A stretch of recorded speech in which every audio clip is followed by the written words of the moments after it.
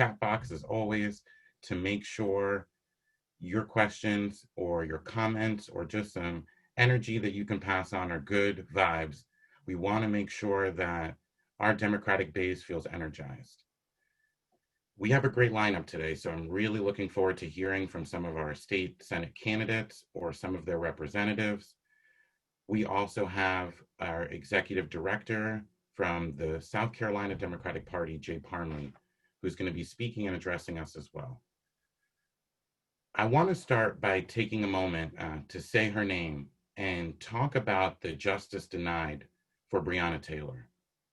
I personally hate how I've become numb to this in our society. It took me a good 12 hours to even react to whatever we want to call what Daniel Cameron did at that press conference.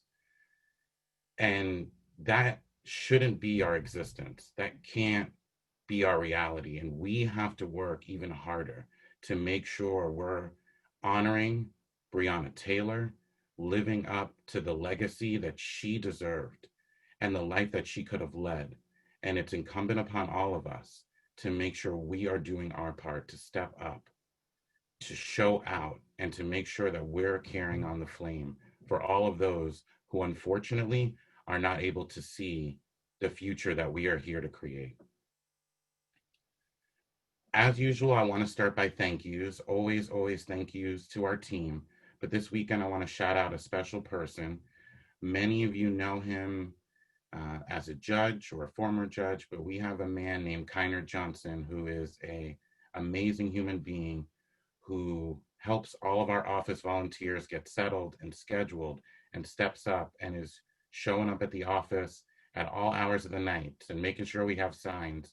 So if you see Kynard or you interact with Kynard, please make sure you say a thank you to him. He is a wonderful Democrat, but more importantly, a wonderful spirit. And we're lucky to have Kynard and all of our office volunteers in this party. They make it work. I want to share a piece that I found by Joyce Vance, who's someone that I've really enjoyed listening to. She is a former district judge in Northern Alabama. I watch her on MSNBC often, and she is excellent. She really captures the legal system and the way that jurists and the DOJ kind of act or interact on a daily basis. And she had this great piece that I want to share with you. And it's titled, Ruth Bader Ginsburg Lost Her Battle to Save Voting Rights. Here's how we can take up that fight and honor her legacy. And again, this is a piece by Joyce Vance. Justice Ginsburg's dissents were often even more powerful than her voice when she was in the majority. She described them as appealing to the intelligence of a future day. She never stopped believing in that better future, or that law provided a vehicle for moving the country forward. This was never truer than when she found herself in the minority in the voting rights case, Shelby County versus Holder. Joined by Justices Breyer, Sotomayor, and Kagan, the majority opinion rolled back the 1965 Voting Rights Act protections and permitted states, including those with histories of racially motivated voter suppression, to change their voting procedures without any outside oversight. Justice Ginsburg knew what that meant and refused to pretend it wouldn't erode the advancements made under that act. The case's legal underpinnings are somewhat complicated, but worth tracing. Shelby County, Alabama, just south of Birmingham, sued then Attorney General Eric Holder in federal court in the District of Columbia in April 2010, arguing parts of the Voting Rights Act were unconstitutional. The district judge disagreed, ruling that the act would stay in force. The Court of Appeals affirmed. The Voting Rights Act was enacted to ensure no citizen would be denied the right to vote because of race or color. It created a coverage formula that applied to states and political subdivisions with a history of significant discrimination against Black voters in the 1960s and 1970s. This discrimination included impossible literacy tests, administered only to Black people and poor white people, and devices like Mississippi's notorious soap bubble test, which required Black voters to correctly guess the number of bubbles in a bar of soap in order to vote. The act prohibited the old discriminatory test and devices and required those jurisdictions to submit any new changes in their voting procedures, closing or moving polling places, requirements for more and more limited forms of identification, reduction in early voting days, purges to voter rolls to either the Justice Department or the District Court in the District of Columbia for approval before they enacted them, a process which we all know as pre-clearance. When the act was passed in 1965, the covered jurisdictions included the states of Alabama, Georgia, Louisiana, Mississippi, Virginia, and of course our state of South Carolina. 39 counties in North Carolina and 1 in Arizona fell within it. Additional jurisdictions were added to the act in subsequent years. For instance, in 1975, when Congress added coverage in some jurisdictions that only offered ballots in English.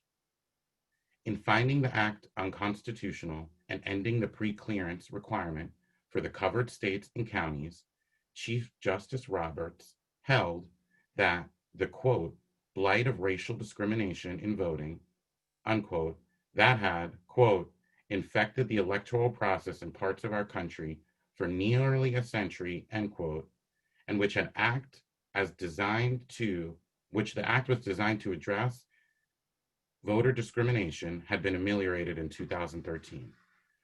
Let's just put a pin in that because we're hoping Justice Roberts is going to be on our side going forward in the court. So let's put aside that crazy decision and keep on going with the story that Justice Vance is telling us. On the same day in February 2013 that lawyers for Shelby County appeared before the Supreme Court and argued that discrimination in voting was a thing of the past and that intentional discrimination had disappeared, a friend of mine had business in the Shelby County Courthouse.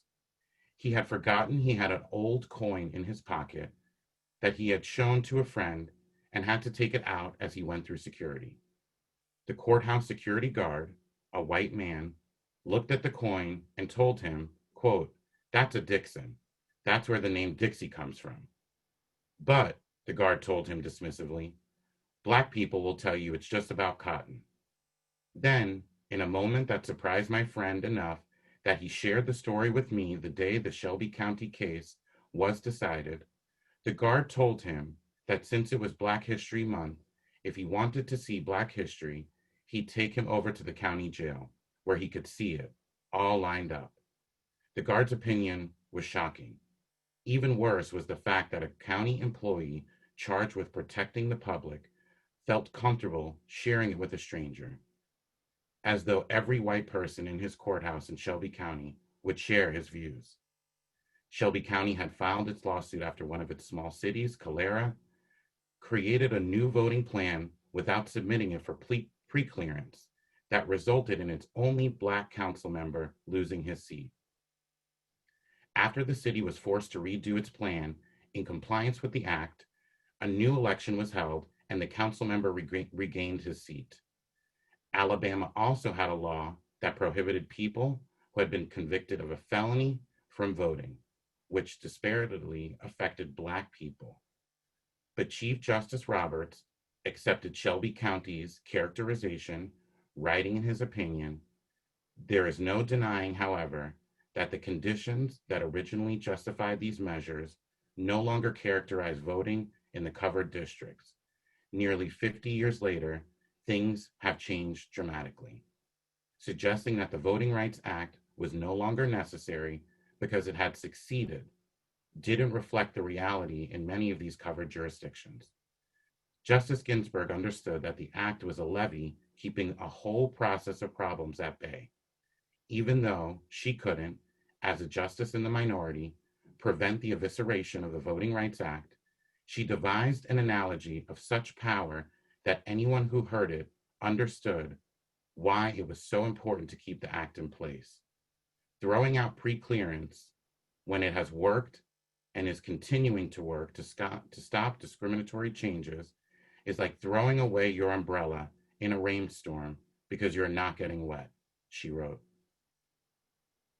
There was no gainsaying her logic or prescience. Alabama implemented the Voter Identification Act it passed 2 years earlier, but declined to submit for pre-clearance as soon as the Supreme Court decided Shelby County.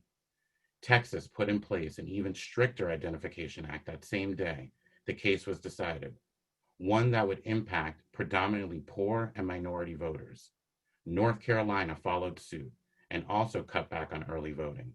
Mississippi rolled out its own Identification Act, one it had submitted but not received pre-clearance to use. And in the wake of Shelby County, the court gave permission to purge voter rolls in gerrymandered districts. The future Justice Ginsburg hoped to evoke in her dissents, where protection for everyone's voting rights would be the law of the land, looked even more distant as House Republicans presented nearly unanimous opposition to H.R. 4, a new Voting Rights Act that passed the House in 2019, and the Senate refused to hold a floor vote on the bill.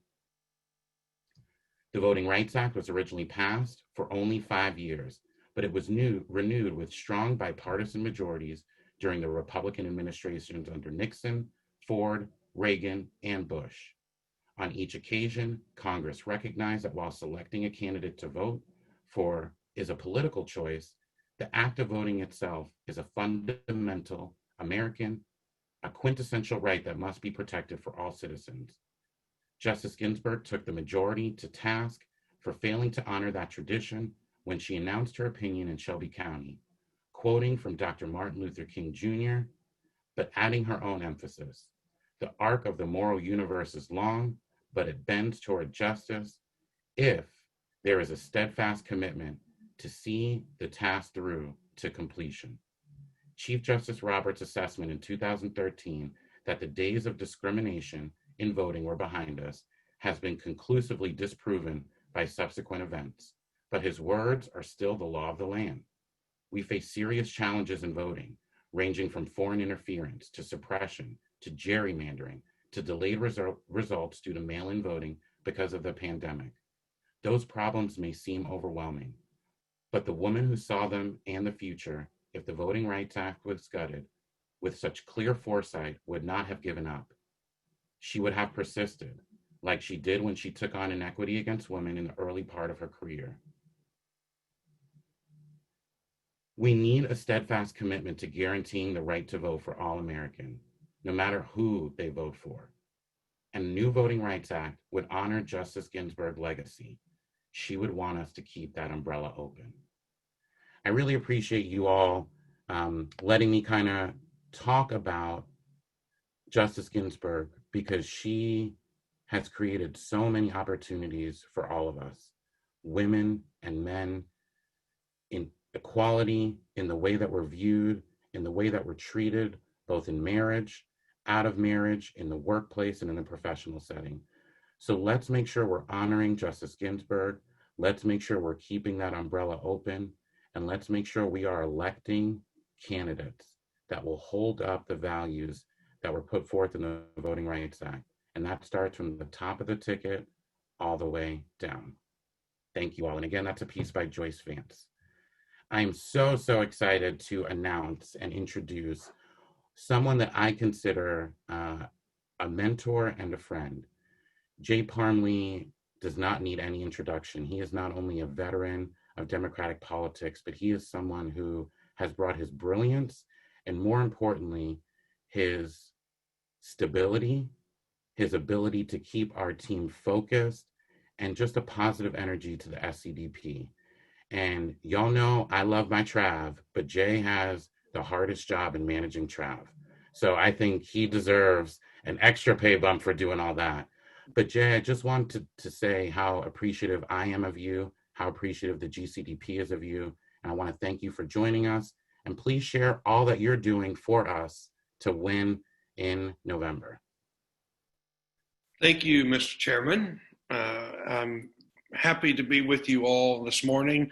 I really, uh, I really paused there when you said something about brilliance because it's 9:20 in the morning on Saturday, and I'm not sure how brilliant I am at 9:20 because these days we're putting in. Everybody is, but we're sure putting in long hours, and so it's good to be with the Greenville County Democrats this morning on this Saturday morning. We are 38 days away from this really important election, and we've just got a lot going. I mean, I've never been, I guess I've never been so busy, but there are just so many things that we're doing at the state level that I'm seeing going on the ground in our counties and with candidates. We have the best slate of candidates I think we've probably ever fielded from top to bottom.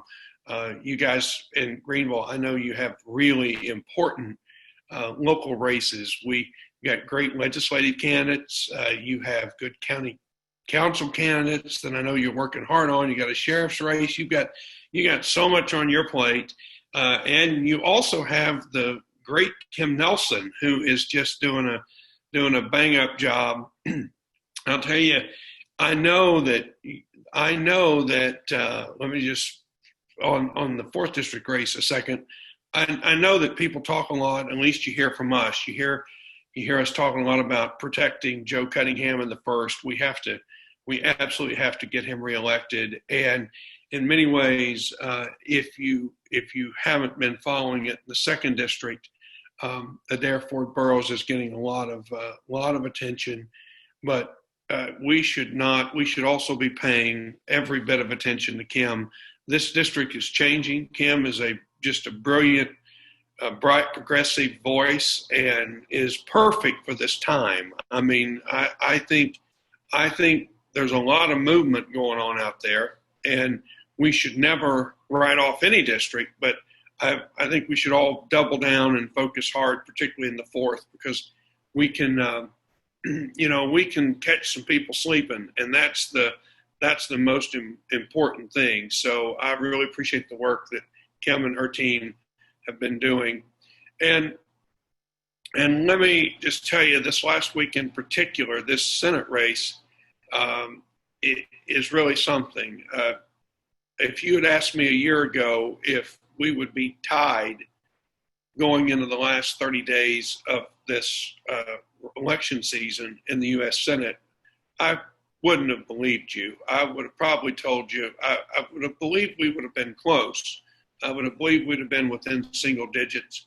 But there's a big movement among the electorate, and I guess I have the luxury and pleasure of looking at a ton of crosstabs in these polls that are done all across the state, and the electorate is fired up. I mean, our base is fired up. Democrats are fired up across the state, but there is a huge swath of Republicans. I call them, sort of smart thinking, moderate Republicans who are tired. They're tired of being represented by a moron and Donald Trump. They're embarrassed, and honestly, Lindsay is embarrassing them. They don't see Lindsay as the same person that they sent to Washington close to 20 years ago.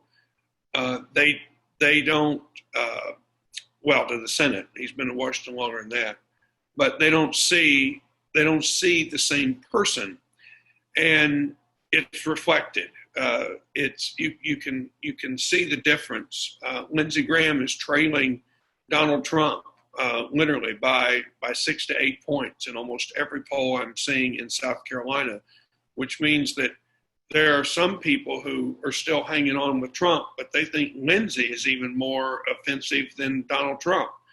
And that really says something on the Republican side. Jamie is carrying a stronger base of Democrats than Lindsey is carrying a stronger base of Republicans going into the final days. And then you have this good swath of independents, people who are undecided, who probably don't really belong to either party. And particularly after, I haven't seen anything after the death of Ruth Bader Ginsburg to sort of see where these are moving, but I do think all of this leads to a really fascinating time. Congressman Clyburn was in our office yesterday, and I looked at him and I said, Jamie's going to win this thing. And he said, I know. And I said, Congressman, did you ever think you would see the day in South Carolina where this political climate has changed so much? And he said, it's literally changing so rapidly. He's like, I had hoped and I had thought that we had a chance, but I'm a true believer. I mean, he says, there's an undercurrent going on in this election cycle that we probably can't quite measure. And so I think that bodes well up and down the ticket. I'm glad we're tied kind of going in the last 30 days in the Senate race, but it's making a big difference. I think it'll make a big difference. We'll see the biggest difference maybe at the legislative level. All from, doesn't matter what part of the state we're in. I think we're going to see gains in the legislature, in the House and in the Senate. And they've not really thought we could pick up seats in the House. And in the Senate, we're fighting tooth and nail. We can reclaim the majority in the Senate. And it's just a good feeling knowing that the electorate is responding to our messages, or our candidates are responding positively to the way the electorate feels. And I think a lot's going to happen, but it's going to happen with a lot of hard work. To be honest, voters are not just going to turn out. We are facing, with COVID-19, we're facing something we've never done before, which is done a primarily virtual campaign. Now, I know people are going door to door and canvassing and lit dropping in places, but this is not widespread. We just don't have as many people on the streets as we have had in the past. We're not doing as many as evidenced of this morning's gathering. I didn't have to get in the car and drive to Greenville, although I love coming to Greenville, but it's made my life a little easier because I can participate in far more counties by just getting up. And this morning I haven't even made it to the office. I made it to my sofa. So that's a big difference. But as evidenced by this, we're just not doing as many in-person events, which is okay, but it's a different sort of challenge. So we're spending a lot more time talking to voters, in particular by phone and by text and online, honestly. And we've never gone through an election cycle like this. So it's sort of double the work in many ways. Last weekend, just so you know what we're doing, we have about 125 staff on the ground all throughout the state. And no, they're not all organizers, but we've got a lot of people doing a lot of different things. We have, in fact, the second largest department at the party is voter protection right now. So we're doing a lot of different things, but we've got a bunch of people. And last weekend alone, which was our 46 days out weekend of action, volunteers across the state made 125,000 phone calls on Saturday alone. We sent just over 100,000 texts, and we're sort of tamping down the text. There's a point where we're going to burn through our universes. So we're being very judicious in how many texts we send, trying not to bug people too much. The phone calls, we're still working through. 125,000 is a lot of phone calls, but we have about 1.2 million people in terms of individuals we're working through and talking to constantly. And these calls are for up and down the ticket. We're doing for the U.S. Senate, for Congress, and for State House and State Senate. We can't get to the county level because it's just too many people to put on a phone call. But we are making these calls all across the state and these texts, trying to find out where people are and to remind them how important it is to vote. But the second part of this is we're doing a lot of voter education work because of the constant changes to the election structure. You all may or may not have read, just this last week, we won a federal judge struck down the witness requirement to the absentee ballot, that you didn't have to have a witness. Then there was a 3-judge panel overturned it and stayed the decision. But then late last night, the entire Fourth Circuit decided to take it up. So they haven't overturned the stay, but they're taking it up. So this week we'll have a full hearing. And I'm confident when the Fourth Circuit hears it that Judge Childs' decision, which is the original federal judge, her decision will stand and will strike down this ridiculous witness requirement. You can't argue that COVID is real and then expect people to have to go find someone else to witness their ballot. It doesn't make any sense. So, and other states have struck down this requirement. So I feel pretty confident. So, but we're spending far more time just on what I call not simple, but important voter protection measures. We've been in court more than I can possibly imagine and recount, and compared to any other year, whether it's federal court or state court, we've been fighting hard to push back against the GOP's reluctance to change and ease our voting restrictions. And, you know, the General Assembly did a great job, at least in just a few weeks ago, in removing the requirement for absentee voting, whether it's in person. Believe it or not, you had to, when you vote in person absentee, you sign that you're not able to vote on election day or meet one of those many requirements to vote absentee. So the General Assembly lifted the restrictions. Where we were saddened that we didn't get through the ballot drop boxes, because we thought that would have made it a lot easier for people. Many states do this safely, but at least you can take the ballot into the county to the county election commission or satellite location to be accepted by a staff person on election day up until 7 p.m., which is a really important change. So the General Assembly has been somewhat responsive. It's just the Republicans have stymied us at each sort of turn on this. So thank you, Chandra Dillard. Thank you, Carl Allen, for doing the right thing, and Representative Robinson Simpson as well, for helping us do that, for helping us get those laws changed, because that's really very important. So we've spent a bunch of time on voter protection. We're spending a ton of time on organizing, and now we're moving into GOTV. And let me tell you a couple of things we're doing.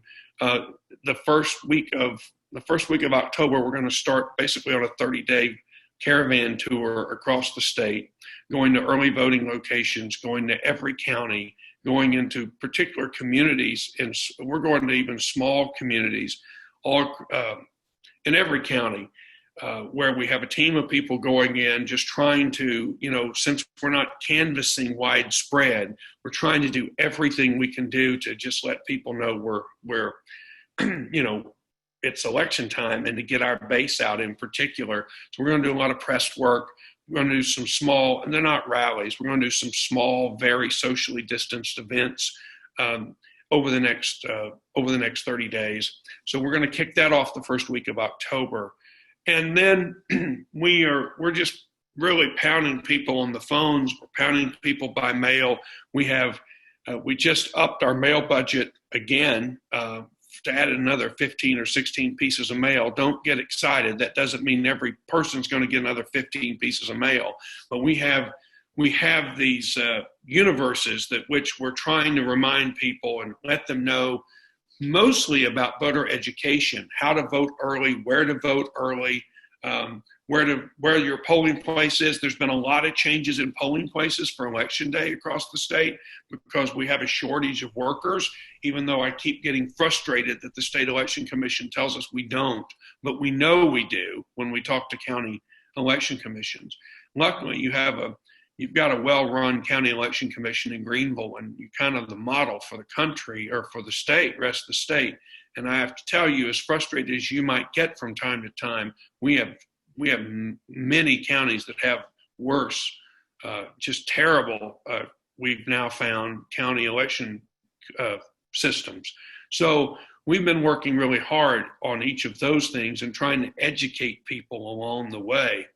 So this has been a unique, we've never spent this much time on voter education, just simply telling people how to vote, because it's changing so much. So I'm hopeful that those efforts will pay off. So the last thing I'll say is we're doing a lot of digital work right now as well. We're finding and this is across the board. You don't have to be young or old. We're reaching more and more people digitally, and we've really spent a lot of money. I don't even know what the total number is, and it's going to ramp up even more in the next 30 days because we can take the voter file and we can take our universes and match it. So we don't know your IP address, but we can match it. Believe me, we're not watching what you're doing, but we can match it and make sure you're getting the messages. So when you open your computer, well, you're active, but think about all these folks who are not active in the Democratic Party and who may just sort of pay a little bit of attention. We're able to communicate with them and then like it. We get a great response out of our digital work. So we're doing a lot of paid digital work as well as mail. We'll also be rolling out, we are doing some lit dropping and canvassing. So in the next few days, you're going to be getting our door hangers. We have door hangers all across the state, which basically talks about early voting, lists our slate of candidates up and down the ballot. And we're making that available. Some counties have done their own, but for those that haven't, we're getting those out the next few days as well. And this is, normally we would, of course, be having all these rallies and we'd be having these gatherings, and that's just not possible. But we're working through some online GOTV rallies for the end of the month, and also trying to get Jamie in particular coordinated with some of the down ballot candidates to where we can get him across the state virtually, if not in person. So there's a great deal going. I would just say to you that no matter what happens on election day, one of the things I'm really proud of is that Jamie's campaign has trusted the state party, and they've really invested their entire field and organizing and GOTV side in the state party. And there's not a separate organization. They keep transferring the money, and we keep bulking up. That will hopefully help all of our down ballot candidates as well. So there is good coordination. There's a lot of movement over the next 30 days. But our goal is, bottom line, we need about 1.2 million votes to win this U.S. Senate race.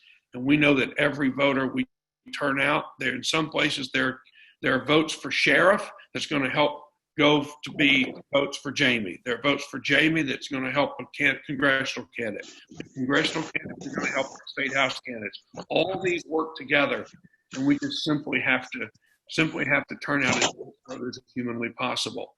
Actually, there's one more thing, and that is just because we're going to have an election day on the 3rd of November does not mean that we're going to know who wins necessarily on the 3rd of November. We're projecting over 1 million absentee ballots, mail-in ballots, will be cast in this election in South Carolina. They've never seen anything like it. Our local election officials are, when I say they're prepared, they know it's coming, but we've never had to manage that many absentee ballots to count. And those ballots can be hand delivered until 7 p.m. at the county, at the county election office. So I'm preparing everybody a lot more about this, but just prepare yourselves. In some cases, we are not going to know the winners of these races on election night. And even though we do normally know that, we may not know that this time. So we're just trying to prepare everybody that just this great influx of ballots are going to, now we'll have the election day tallies. That's not going to slow anything down. But these absentee ballots will take longer. So just know that in some of these cases, we may have some races settled that night, but others, it may take a few days, and that's going to be a change.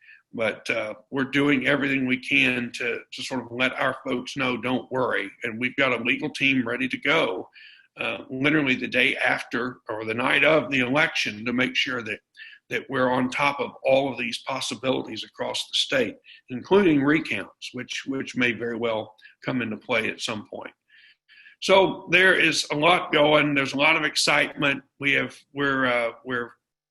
just working around the clock, really, at this point, and so is most of our staff. And we've got great volunteers. That's probably the most exciting thing. We have had 17,000 people, and that number's probably increased in the last few days. 17,000 people go to scdp.org and sign up to volunteer, or go to jamieharrison.com. Just between those two places, 17,000. That doesn't count. That doesn't count people who have volunteered for years for the Greenville County Party who may not have gone to the website to sign up. These are just, I'm not going to say they're all new, but these are really, we're going to have all of this data when it's over. So we know who all of these people are. We're desperately, we have organizers calling through hundreds of these people every day to try to get them scheduled to work and to call and to text or to help. We've sent 200,000 postcards. Volunteers have. I mean, there's just all of this work, and these individuals who, many of them we've never seen before, have signed up. So one of the real positives of this is, yes, we're trying to get them all plugged in now, but after this election, we'll have all of this data, and that means a lot too. So I see Don Bingham there. When Don wins this seat, we'll have even more. You're doing a great job. I mean, some really creative work going on up there. So if I'm not only looking at this as an opportunity to flip South Carolina right now, but we're also collecting great information and great people for the future. So this is really a twofold process. So, Mr. Chairman, thank you. I've probably talked too long, but I'm happy to. If somebody has a quick question, I'm always happy to answer it or put it in the chat, and I'll be glad to answer it there. But it's good to be with you. Keep up the good work, and I am confident that on maybe not election night, but soon after, they're going to look at Greenville and go, "What in the world happened up there?" It's becoming more and more Democratic. That's the good thing. So, with that, Eli, the floor is back to you.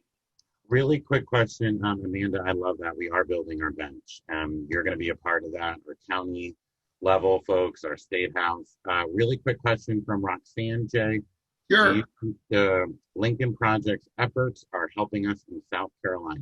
Yeah, I do. I mean, I don't know what you thought about that Parasite ad. I wasn't as excited about that one. I thought it was a little graphic, but on the other hand, I do think they've been helpful because they've just gone right after Lindsay. There's no doubt, and they're powerful. So I do think they've been a big help. And another piece too, I'm really proud of. A lot of these other states, I know this sounds crazy to us. We've been watching the Senate race unfold, but a lot of these outside groups have gone into other states first. And so we've gotten ourselves where we are with just the strength of our own activist base and our own candidates. And Jamie's fundraising prowess has allowed him to be on the air nonstop since March. And that's really been helpful. But the Lincoln Project and mail too, not just the air and digital, but the Lincoln Project is probably, I think, the most effective outside group that's really helping us, at least as I can tell, on the airwaves. Great question. Is the current situation with the Supreme Court nomination going to hurt or help Lindsay? I don't know the answer to that, to be brutally honest. We're polling on this right now, and I've never been one to say, "Oh, I'm going to believe what the polls say," but it helps to kind of have these snapshots. It's not backed. But what I can tell you is at least from a couple things I've seen, I don't think it may be a net even. I think it's emboldening our base and people who are just ticked off, but it's also doing the same for the Republicans. I think it's also emboldening their base. However, the Republican Party's base seems to respond better to Supreme Court issues, interestingly enough, than the Democratic base. It's just crazy, except this time. I think the Supreme Court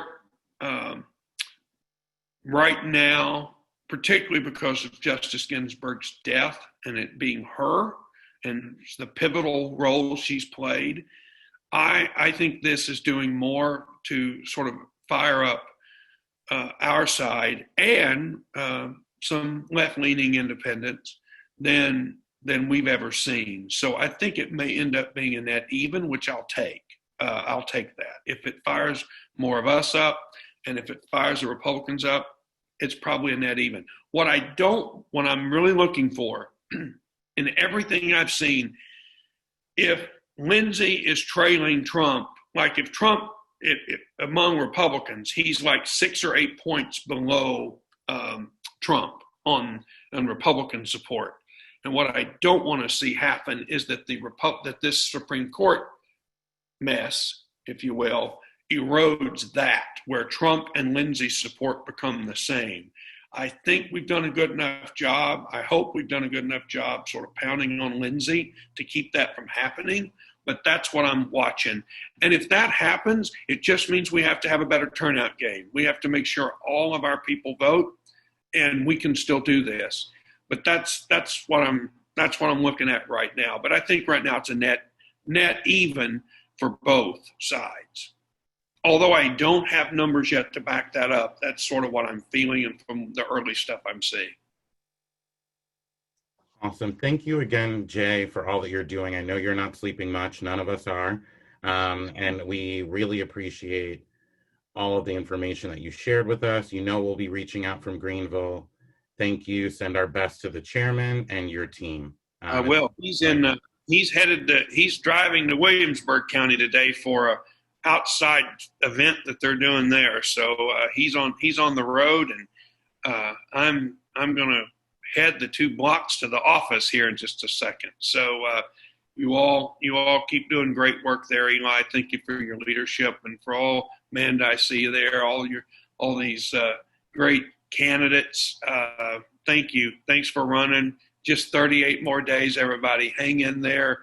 Do everything you can do, and I think we're gonna have a great election day. Awesome. Thanks again, Jay. See y'all. Guys, take care. Bye.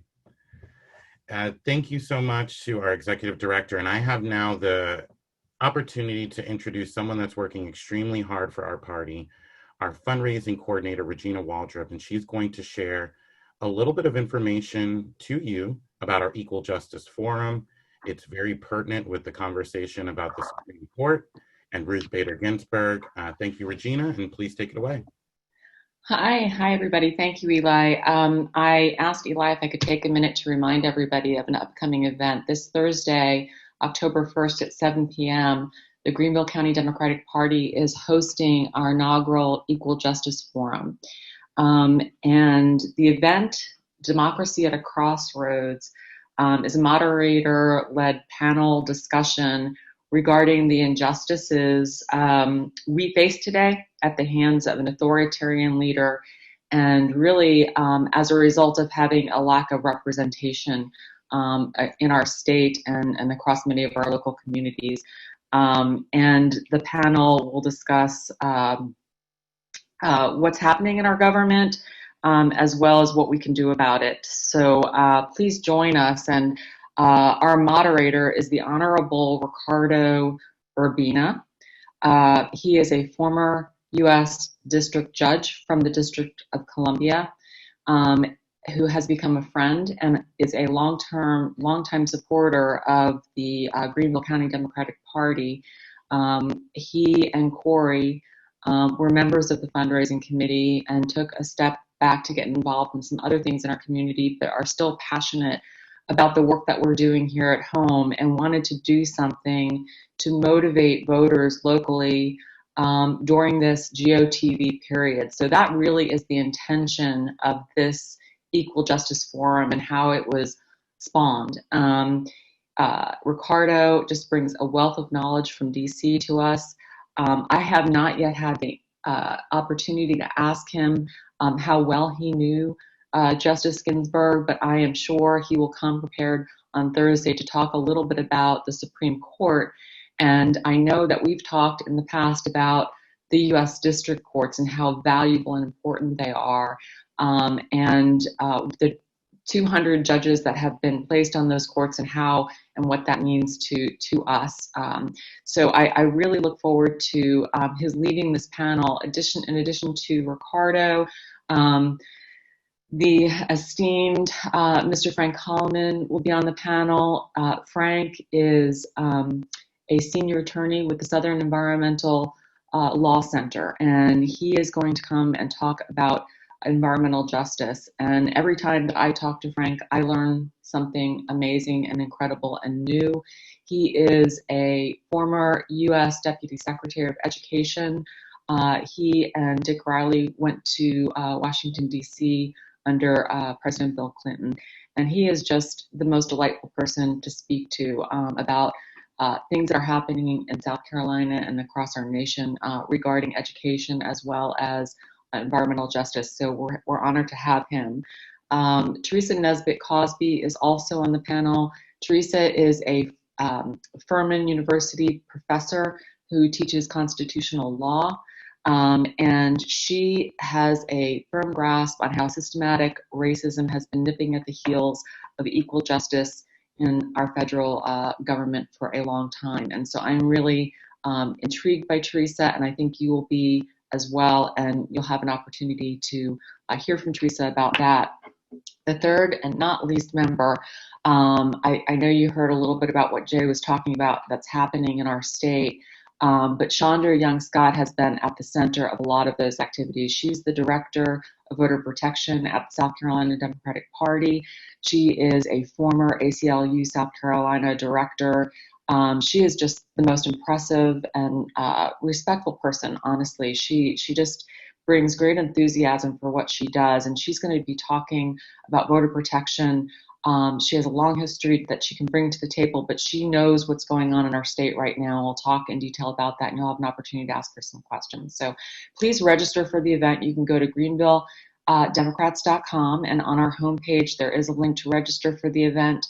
I also want to mention that we are still receiving host donors for the event. And the reason why this is important, I know that you've all been responsive to us. We had, I do want to give a quick shout out to the fundraising committee. We have a number of individuals on our committee who have been with us for a long time, and then some new members of our committee. I just want to do a quick roll call. Ron Cowan, Anita LeBold, Jill and Fred Erickson, Corinne Craig, Karen Bacharach, Jonathan Sweeney, Ashley Newton, Mike Roosevelt, and then those who've stepped aside but were instrumental in tastings on the town earlier in the year: Deb Drucker, Steve Price, Kate Franch, Corey Urbina, and Ricardo Urbina, have just rolled up their sleeves and been giving so much. And I left two individuals for mention last, Linda Director and Danny Furman. We started really trying to put our heads together earlier in the year, in the March, April, and May timeframe, as the pandemic, as we realized this, how we were going to have to do everything remote and different than what we've been used to doing in the past, and we struggled. I mean, it's been hard. We know we need money to function and operate as a party. It's just a fact. And these two individuals really came through with some creative ideas. Linda spearheaded our 2020 Recurring Giver campaign. Some of you have responded to that and become recurring givers, and I cannot tell you how much that means. We went from 7 to 31 pretty quickly. Hopefully we'll be at 50 by the end of the year. That's a goal. And then Danny Norman, who is just this young, delightful person who's come back to Greenville after living in New York City and Brooklyn for a period of time, has come back just recently, and she is spearheading our Tuesday trivia night. So look for those things on our website, and please join us for Tuesday trivia. It's a lot of fun. But in any case, thank you so much to my committee who's helped, Karen Bacharach, Ashley Newton, Anita, and I did not mention Mike Roosevelt and Laura Haight, but they have been so helpful to us, writing articles and promoting all of the things that we're doing. We just couldn't operate without them. And the reason why this is all important, as I started to say, is because the party needs funds to operate, to plan, to move forward. And we are doing a lot. We're going to be nearly dry of the money that we've made this year on November 3rd. And we all know how much work on November 4th and ongoing that we're going to have to do.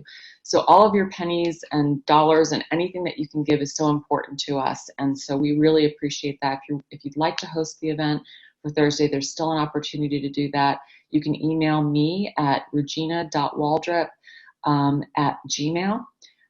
Or you can contact me by phone, 864-643-7051, and I'll put that up in a text right now on our site here. So just look for that in a message.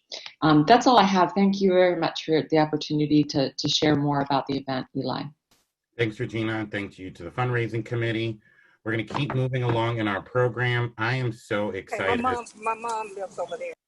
I am so excited to start with our slate of Senate candidates. As we mentioned, and Jay mentioned earlier, we have a real opportunity for a Southern state to flip the state Senate.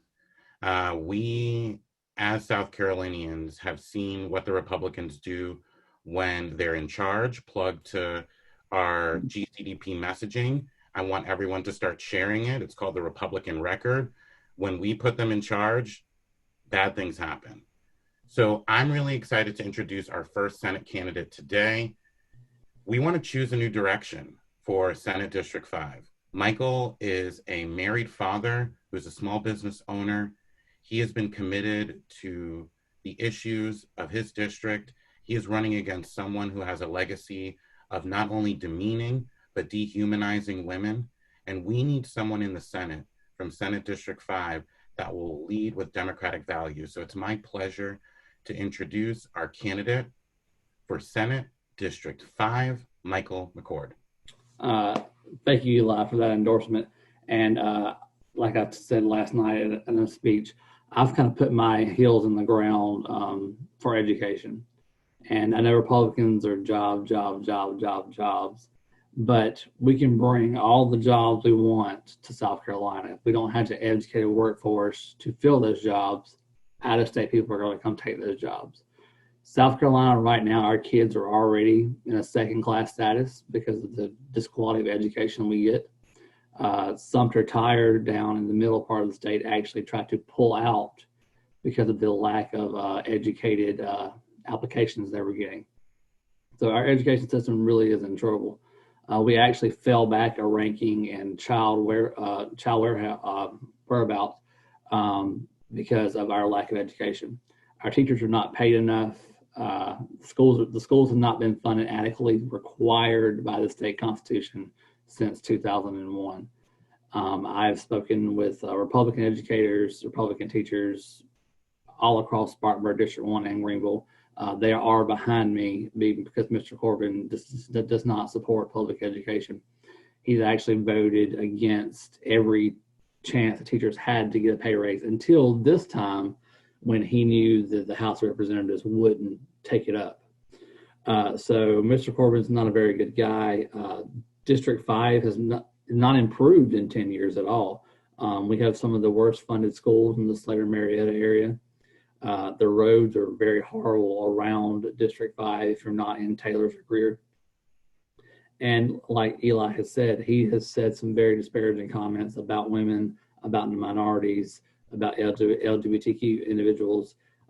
He was one of 2 senators that voted absent on removing the Confederate flag. So he has a long track record of being, he's almost out Trump in a lot of things. So we need volunteers, we need door knockers, we need your financial support. We just put in an order for 500 more signs, so we're going to blanket the district. And like I said, he's just a really, really, really bad guy. We have a very good plan for the South Carolina education. We're going to raise teacher starting pay at the state level to $45,000 a year. And then there will be no more of this teachers walking out because they'll have their money. I learned here recently teachers have to use their own money to buy the paper that they print the classroom assignments on. And we don't pay them enough to have to buy supplies. We pay them barely enough to live a livable life. So we've got to fix that. And if we don't fix the education system, it doesn't matter how good our roads are, it doesn't matter how good our infrastructure is. We're going to be in trouble because we're not going to have anyone to fill these high-tech jobs at BMW and Volvo, and Boeing. So we're getting ready to be really, really in trouble if we don't solve this issue quickly. And I know if we get me, Hao, and Dr. Bingham down there, we can put up the good fight and get some stuff done. Michael, would you share a little bit about where District 5 encompasses? So tell us a little bit about your district. Okay, so I have all of Travelers Rest, that's not the city. Hal, fortunately, got that blue part of the county. I've got Slater, Marietta, Tigerville, Gownsville, Landrum, parts of Emmon, parts of Lyman, parts of Taylor, parts of Greer, that area there. There's also a couple of rural counties, not rural counties, but rural towns like O'Neill, Gownsville, little towns that nobody's ever heard of that are in the district as well. Hal got all the good populous places, and I got the rural places. So, but we're doing really good. If you know anything about Taylor's, Reedville School Road actually divides Senate 5 and Senate 6. And I just happen to have lived on the side of Senate 5. So we have some populous areas like Taylor's and Greer that are our focal point, but we're also going into places that Democrats normally don't go into, like Slater, Marietta, in that area where Judy Buckley laid the groundwork for me to be able to go in there and perform better. I still, talking to voters in that area, they say, "Oh, do you know Judy?" I said, "Yeah, oh, we voted for her." And these are Republicans, they're telling me we voted for her.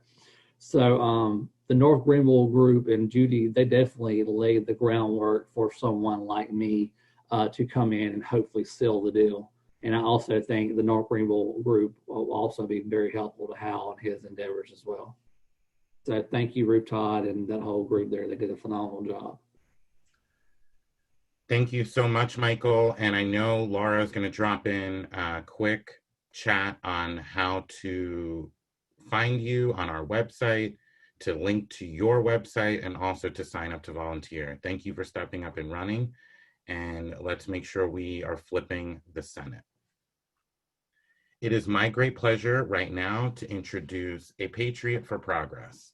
Hao Wu is someone who is dedicated to veterans issues, has led with compassion in championing being a resource and a connector to veterans coming to Greenville in the upstate. He is a small business owner, as well as a jovial person to anyone that's been around Hao. Hao, I like the backdrop with your signs, and Hao is running for our Senate District 6, which, to Michael's point, has been an area where the Democrats have really, really picked up because of people like Judy Buckley, because of people like Tina Belgi, because of the work of the amazing North Greenville Democratic Group and all of their leadership. So Hao, please introduce yourself and take it away. Yep, absolutely. Good morning, everybody. I want to give a shout out to the North Greenville group as well. They have been absolutely phenomenal. My name is Hao. I am a patriot, proud patriot for progress. And a little bit about myself. I am an immigrant born in China, and I earned my citizenship by serving in the U.S. Army in 2010 to 2014. And I'm proud of the fact that I was trained as a biochemist from University of North Carolina, Chapel Hill, and now I'm a successful small business owner here in the upstate. I have had the distinct pleasure of serving my community in west side of Greenville in Berea by mentoring students out of Monteview Elementary School, as well as working as a board member on mental health care platforms like Mental Health America, Greenville County. And I want to tell everybody that my most passionate platform and my most passionate causes are healthcare, education, and infrastructure. And the reason why is because I see the necessity for these things on the ground. In terms of education, the school where I mentor at, Montague Elementary School, is a Title I school. There are homeless kids. There are kids that don't have food, and they have to come to school in order to eat food so that they can survive for another day. And these are the schools that my opponent has voted year in, year out to defund. The Title I funding in Montague Elementary School has lost $100,000 in 2017, $5,600 in 2018, and another $1,700 in 2019. So while South Carolina as a state have had budget surplus every single year for the past 5 years, those who can least afford it, the homeless kids who are going to our public schools, are suffering the consequences of not enough funding. That is unacceptable. In terms of healthcare, since 2010, South Carolina has voted not to expand Medicaid, Medicare, and over 300,000 South Carolinians are suffering. I don't know if most of you guys know about this, but my mom unfortunately passed away from terminal cancer earlier this year. And there are 300,000 South Carolinians who, on the last days of their life, have to make the heartfelt decision to whether to choose between leaving mountains of debt for their family or go on and save those money for their family. They're having to make these heart-wrenching decisions purely because my opponent and the Republican-led Congress, the Republican-led state legislature, and the Republican governor voted not to expand Medicaid, Medicare in our state. Public infrastructure. We have a serious shortage of housing in Greenville. And kudos to the city leadership and the county leadership, but our state has been completely silent on providing resources for homelessness. As a veteran, one of my most passionate projects has been housing transitioning veterans coming out of the military, coming out of a lot of these places, and they're coming to Greenville for the opportunity, and they're finding nothing but unfortunate homelessness. And so I have been proud to work with Upstate Warrior Solutions, and I'm actually calling out to my opponent via the nonprofit that I support so that we can have a debate, we can have a forum, and talk about the hundreds of homeless veterans that are living out on the streets right now, that are living out in motels right now. Not just homelessness. There's an entire cause around homelessness, around public transportation, around public transit, around people who cannot afford to live where they work and who cannot work where they live. And I would love to talk about it with all of you guys individually, because these are issues that cannot be solved individually. It has to be solved on a state level through funding from our state budget surpluses and comprehensive plans. You can support me at my website at howtoserve.com, at HAOTOSERVE.com. And we need volunteers. We need phone bankers, text bankers. And we need people to tell your neighbors that we have a chance. We truly have a chance to flip the state senate in South Carolina in this year 2020, where we have a new census. And if we don't do what we must do, the next 10 years could be very, very troubling for our fellow South Carolinians. And with that, I'll yield back to the chairman. I like it, Hao. You can reclaim your time. If you're going to speak like that, you can hold the mic, sir. I appreciate how I get to work with him, and y'all can see his passion. Each of the Senate, we have 4 Senate candidates. Let's win all 4 of these seats. Let's win all 4 of these seats and send common sense, passionate, intelligent people that care, that actually have empathy and compassion for our community. How, if you, I know Michael kind of highlighted it, just share really briefly, because we're running a little, where is your district? And just talk about the places you want to serve within your district. Okay. So I couldn't name all 35 of the precinct that composes of my district, but I will not do that to you guys. So it is basically all of the city of Travelers Rest. It takes the State Park Road, the southern part of the State Park Road is the boundary. And then State Park Road turns into Reed School Road, and it covers about half of Taylor's. And then if you live in the census-designated area of Wade Hampton, you're in my district, where it comes down to Northwood Middle School, as well as Brooklyn Elementary School, so north of Old Spartanburg Road. And then it takes a little bit south on Haywood Road, covers all of the apartments and the neighborhoods on both sides of Pelham, between East North Street and Haywood Road, in the Spring Forest, as well as Greenville 25 precinct. And then it goes over into Stone, Wade Hampton, and then Stone Avenue. And Stone Avenue is the boundary between the northern part of Stone is my district. Southern part of Stone Avenue is Senator Carl Allen's district.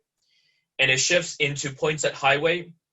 Well, technically it goes up Rutherford Road between Stone Avenue and Rutherford Road, and then takes a little detour when Rutherford Road goes into North Pleasantburg.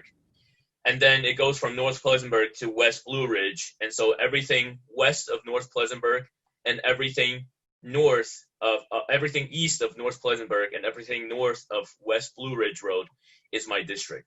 And then, of course, the western boundary is the Saluda River, the same as Greenville County. Wonderful. Thank you so much, Hal, and thank you for your service as well. We really appreciate it. Thank you. I'm going to quickly, before I jump to our next Senate candidate, I do want to make one quick pivot. We were unfortunately able to coordinate our schedule with our senator, Senator Carl Allen, who is running for District 7 in the state Senate. Senator Allen has been a longtime advocate for education, for criminal justice reform, for serving the people of his community. He was a former House member and now serves us as our delegation leader in the Greenville County delegation as a Democrat. So please, please, please, even though he was not able to join us today, remember to support and vote for Senator Carl Allen if you are in his district. We want to make sure that, again, we get all 4 of our Senate candidates elected to Columbia. We need all 4 of them there. It is my great pleasure to introduce our next Senate candidate, who I had the opportunity to have a wonderful conversation with, and am just so excited that I get to vote for an awesome, awesome, awesome state Senate candidate. I shared with Dr. Bingham that my whole family is on board. My mom is excited to vote for her. My sisters are so thrilled that they can put a woman in the state Senate with her background. I also want to just shout out her amazing team. One of my dear friends, Nikki Smith, who's on this call.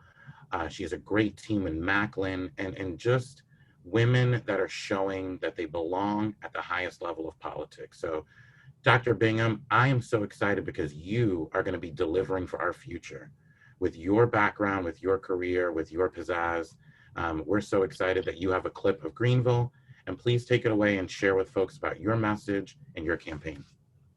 Thank you so much, and good morning, everybody. I am coming live to you from the historic Pelham Mill Park. My team is out here this morning doing things with the public and introducing them. Everybody is socially distanced, of course, but we're able to hand out flyers and bottles of water to people who want them. And it's a great way to be outdoors and to be able to meet with the public, but do so safely because they're coming to us, and it's a wonderful place. We've got a dog park here. And everybody is enjoying, even though it's a little bit overcast this morning. So I appreciate everybody being on the call, and I especially appreciate the words by Eli and by Hao and by Michael. It is so energizing to hear you guys speak. I am so excited about the idea of all of us being in the Senate together, being able to work on these issues, for me in particular, through a lens of the way I see things through public health. I think that this is going to be an amazing team for all of us to get elected to the Senate. And I am particularly thankful about about the Republican record that you guys have been putting out. I think it's super useful information that is done in a very digestible and succinct fashion for the people to understand some of the reasons why we really need better balance in our legislature. When you have a legislature that is being led by the Republicans the way that it is now, there is zero incentive for them to meet anybody in the middle or to find compromise on these issues. And really what we need to have to do is bring balance into the Senate, not just balance in the number of people from the different parties, but also balance in the folks that are there for the lived experiences of all South Carolinians and not just one representative swath of that group of people. We need to have more women. We need to have more public health professionals. We need to have more minority and diverse voices there, because we all know that when you have diverse thinking, you have better problem solving. This is just a fact, and there's data to prove that, and there's economics to prove that. And so one of the biggest reasons that I am running is because I have a passion for public health, and I see the issues that are affecting our state. When you look at the metrics where South Carolina ranks at the bottom, which is unfortunately so many, but those metrics with healthcare, and particularly with Medicaid expansion in places that have Medicaid expansion and how much better they're doing right now during the pandemic. But for healthcare, for education, for our environment, and actually the one thing that we do the best at, we still don't do great at, and that is infrastructure. And if you look at the funds that are being put towards the infrastructure in our state, we spend less per mile of road and we spend less per driver than many of the other states do. I mean, we're in the bottom third, even though that's the highest place that we rank in any of these metrics. So when you look at the things that all have public health implications, you could go across the board. There are some things that people think about as just social justice issues, such as gun safety reform or issues around systemic racism. Those are not social justice issues by themselves. Those are public health issues to me, because they affect the lives of our constituents in South Carolina in profound and tangible ways, such as housing, the way that Hao was talking about, such as economics and jobs opportunity. And there are so many different ways that we can come about this and incentivize people to have some change. But we have to do this by having better balance in our legislature and having more people in the legislature who represent actual South Carolinians. And so for me, I'm going to be representing District 12. And District 12 is essentially the western half of the western half of Spartanburg County, and then a swath of Greenville on the east side as well. So in an area where we are right now, there is Pelham and Thornblade and those areas there, down to Simpsonville and down to the Five Forks area. That is all in District 12. It's a giant district. 85 goes through the middle, and we have BMW, we have Pelham Hospital, we have the Inland Port, we have Michelin. So we have a diverse group of businesses that are also part of this district. And when you hear that, you have to know that we have a tremendous amount of growth. So there's a lot of different people here than were here 4 years ago, the last time we had this election. And I think that we have a lot of people that are very angry about the current state of affairs in South Carolina. And the fact that I'm a physician running on a healthcare platform energizes people. They want somebody in the legislature who can speak out about the different public health concerns that we have in South Carolina and actually contribute to these conversations in a meaningful way because of my professional background. And I think that that's a very powerful thing, because when elected, I will be the only physician in the entire South Carolina legislature, the House or the Senate, and the first female physician that's ever been in the South Carolina legislature, the House or the Senate, which is just about time for a change. I would think we could all agree on that. So I really appreciate the fact that you guys are joining us this morning. I would love to have your support in the way of having volunteers. We always need volunteers on a political campaign and can find something for your particular skill set or time schedule. We also need donations, particularly now when it's so difficult to have large groups of people to get together. Those donations go a long way to help us meet targeted voters in the ways that we're able to do that. And then also at the end of the day, voting, because voting is how you actually get elected, right? And so making sure that you are registered to vote, which I'm certain everybody on this call is, but making sure that those handful of people in your life that you may not know if they're registered to vote, that they get registered to vote, and then we get them out to the polls. And I really appreciate all your support. Thanks so much. Thank you, Eli. Thank you so much, Dr. Bingham. It's such a pleasure hearing you And we need to have that kind of perspective. You see people at their best and at their worst. And we know the Republicans are usually at their worst. So you're going to be able to deal with them in the General Assembly because you know how to deal with pressure. You have such a great background. And I really just appreciate, y'all hear those glass ceilings breaking? That's the Dr. Bingham in the Senate. That's the Amandas and Sams in the county council. That's what's happening all around this great country. So thank you so much, Dr. Bingham, for what you're doing. I have the pleasure of talking about a really important piece to our puzzle here in Greenville locally, and that is the race for sheriff. We know that criminal justice and the way our policing is executed is so important to everything that we do. It's not only the execution of it, but it's the implementation and the planning that is so necessary. And we have a candidate for sheriff in Paul Guy who has a plan to deal with staffing and administrative issues that have plagued our sheriff's office for so long.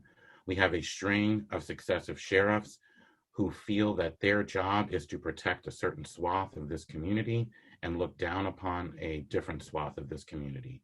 There are two levels of justice that we see not only in Greenville, but we see across the spectrum in South Carolina and unfortunately across the country. We have the opportunity as a county to elect someone in Paul Guy who will bring something different to the table. He will bring a oversight component that is not currently present in our sheriff's administration, and will also surround himself by brilliant people with the expertise and experience to really get the job done.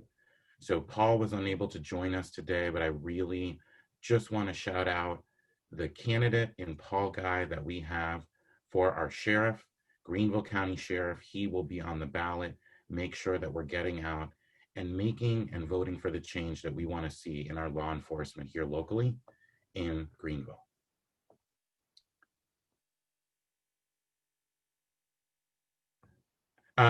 Tim, I can give you a minute because we haven't given anyone else surrogates, but I do want to hear your voice. You can have a minute to talk because we haven't given anyone else surrogates, and I do want to be fair to those that couldn't show up. Can you hear me? Okay, a minute. I'll do it in 30 seconds. The thing about Paul is this, and this is the word I think that needs to be put out to our fellow Republicans.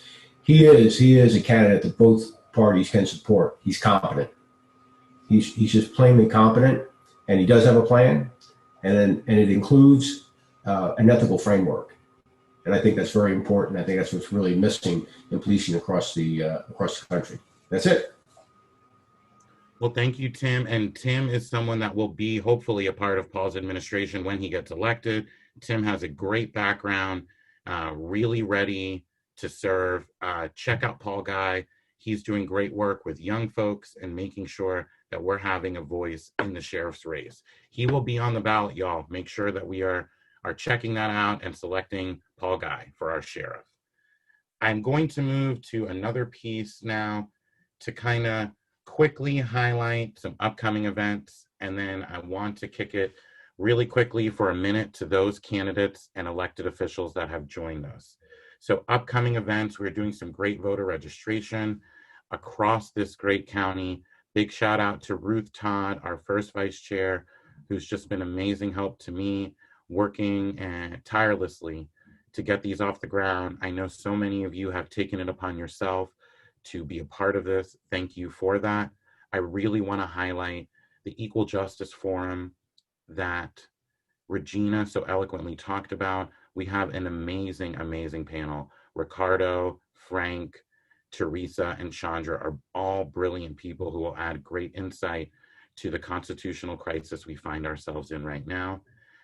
Lisa put a great event in earlier in the chat about Kim Nelson's event. It's going to be safe and socially distant. So we want to make sure Kim and her team are doing a great job of making sure that everyone knows that people are welcome, but they are going to practice what they preach. They're going to be making sure that it's safe, social distance, it is outside. Make sure you check out the Kim Nelson campaign at Kim Nelson for Congress. You also heard Dr. Bingham talking about her need for folks to lit drop. I know the Senate candidates, Michael talked about his need for volunteers, and Hao talked about his need for volunteers. What I'd like to do right now, I'm scanning. I see 1, I see 2, 3, I believe. So I'm going to start with our amazing elected school board trustee, Ms. Glenda Morrison Fair. Thank you, ma'am. Thank you so much, Eli. And I want to really give a shout out to all of the candidates this morning who have given a plug for education. It is so true. Our state cannot be great without the least of these, and those are our children. Every day that I awake, I get up with the thought of how can I make the education system better for South Carolina. So I listened to the candidates this morning, and I really appreciate their enthusiasm. I am behind you 100%. My number is a public number. Please call on me and ask me to do whatever you need me to do. It is my desire that as long as I've been on the school board, that the formula that they use to fund the per pupil based costs has never been given to the school district. We really work at a deficit. Greenville County is a little bit better positioned than most counties in South Carolina, but we want every child in South Carolina to have an excellent opportunity for a great education. I won't take up much time. I am running this year in November. I ask for your support and your vote, but you can be assured that every day I am working for the children of South Carolina. Thank you so very much, Eli. Thank you. Let's all make sure we send back Ms. Glenda to the school board. She is passionate. She is responsive. And that's what we need in our politicians, people that respond to the people. I am so excited to let my friend and our next county councilor from District 22, Samantha Wallace, share what's going on in her campaign and give a little insight on how you can help.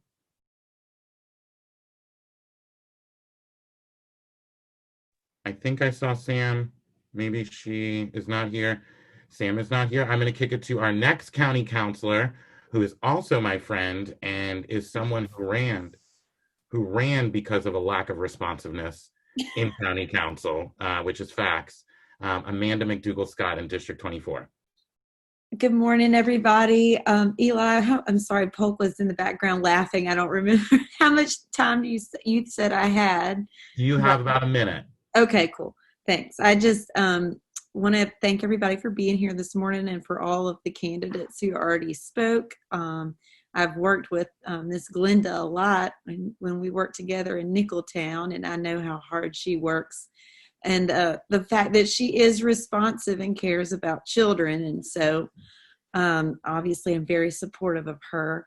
And I also have childcare as a part of my platform for county council, which is not something that county council has traditionally thought was their responsibility. But I think it is a basic piece of infrastructure. I don't think it, I know it. It is a basic piece of infrastructure. We have to have childcare. And if we keep bringing people into this county and all of our cities, and we don't provide basic infrastructure like childcare, our workforce is either unable to get to work or they're unsure of what is happening with their children. So I kind of got on a little sidebar there because Miss Glenda inspired me. But our campaign is working super hard. We really need everyone's help. I know we all need help. We all need volunteers. But this is an extremely winnable race. And for that, we need our Democrats to be working together. We need volunteers, whether you've got an hour or two to make phone calls or text, or if you don't have any time, but you have $5, or you have some friends who have $5, that will really help my campaign and help me win. And we can totally do this together. So. Thank you, Amanda. I appreciate that. And I did want to quickly shout out our other county council candidates. Sam was on the call. She's running in District 22. We have Farrah Steele Johnson running in District 20. We have Will Morin running in District 27. And then we also have our current councilman, Ennis Fant, who is running in his district for re-election. We want to make sure that you all know where you can vote and how you can vote. So I will end with some great news that I want to share with everyone. We have worked hand in hand. A lot of the credit goes to our former chairwoman, Kate Franch, who just built great relationships. We have 4 satellite locations that will be open beginning October 12th from 9 a.m. to 4:30 p.m. We will be advertising this. It is on our website currently, but these locations are the Simpsonville Activity and Senior Action Center, the Mount Pleasant Community Center, which is located in the Annex building. In Travelers Rest, we have Renfrew Baptist Church, and in Greer, we have the Tryon Recreation Center. These are 4 locations that will be open again from October 12th through October 30th. They are satellite locations for voters across this great county. You're able to go in from 9 a.m. to 4:30 p.m. and you can, I repeat, you can take your absentee ballot, which you might have received by mail, and take it back to these satellite locations. In addition, y'all know that the county voter office, the registration and elections office, is another avenue on County Square at University Ridge. That will be open starting October 5th. Again, that will be opening October 5th, all the way through November 2nd. So the day before the election. These hours are Monday through Friday, 8:30 a.m. to 5 p.m. Again, I know this is so much information. We'll make sure that we are writing these down, but there are a couple of flags I just want to let y'all know. They've extended on 10/22, which is a Thursday, until 7 p.m. So you can go after work on Thursday. They're also giving us 2 great opportunities, which is October 24th and October 31st from 9 a.m. to 1 p.m. So some Saturday hours. This is a great win. A lot of you don't know this, but I do have a job, even though many people don't think I should. I have a full-time job and I work for voter protection. So we've been staying really busy. I want to give a big shout out to Susan Reardon, who's on this call, sitting on our voter protection statewide council. I want to give a huge shout out to Kate Franch, who put us in such a great place, to the amazing Jean Marie Tankersley, who has just run with our local voter protection unit, Mary Wright, who stepped up in tremendous ways to help us recruit people for the boiler room and sits on the Voter Protection Council. This is something we take serious, y'all. This is something we've been working really hard for, and we want to make sure that we are protecting the vote. And with protecting the vote, it's expanding access. So all of those great lawsuits that Jay was talking about, it's fun to be a part of that. I've seen it from the ground level. Full disclosure, Chandra is my boss and also a friend of mine. So come out to that constitutional panel. It's going to be amazing. I love being a Democrat now more than ever. Let's take these last 30 plus days and sprint to the finish. I want us to focus our energy on our opponents, which are the Republicans, not on each other, which are the Democrats. Let's just leave each other with that today. Again, much love, democratically yours. Eli, let's go out and get it. Everyone have a great day, and thank you so much for joining us for this breakfast. Bye, y'all.